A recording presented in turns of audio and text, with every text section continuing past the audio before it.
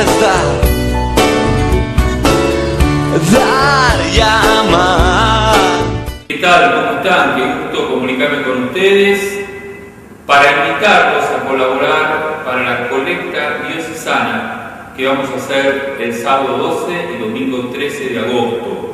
Este año en un domingo muy especial, es el domingo de las elecciones PASO en todo el país, pero nosotros siempre tenemos organizada nuestra colecta diocesana el segundo domingo de agosto. Por eso los invitamos muy especialmente a que en este fin de semana del 12 y del 13 de agosto podamos colaborar con la mayor generosidad posible en las capillas, parroquias, colegios de nuestra diócesis de Río Gallegos, provincias de Santa Cruz y Tierra del Fuego, para ayudar a la diócesis a llevar adelante su tarea evangelizadora.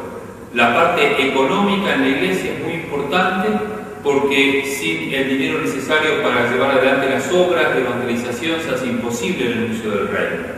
Por eso nosotros necesitamos de su colaboración para poder llevar adelante esta tarea, que se hace patente en construcción de iglesias, de capillas, en refacciones, en pasajes para aquellos que tienen que ir a hacer cursos, en ayuda especialmente para mantener esta casa que es el Obispado del Río Gallegos, casa que en este año ha sufrido algunas situaciones difíciles, como por ejemplo rearmar toda la instalación del gas completa, tener en cuenta todo un problema de agua que también tenemos que solucionar, en fin, distintas cosas que ustedes saben que pasan en todas las casas, pero se necesita dinero para poder arreglarlas. Así que este fin de semana del 12 y del 13 de agosto les pido la mayor colaboración posible para esta colecta diocesana, lo que ustedes puedan realmente dar para que esta diócesis de Río Gallegos tan querida por todos nosotros pueda seguir adelante su tarea. Una extensísima diócesis,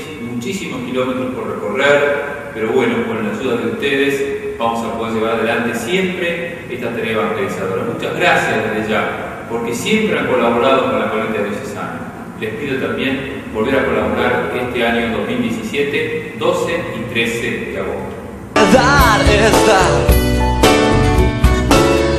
dar y amar.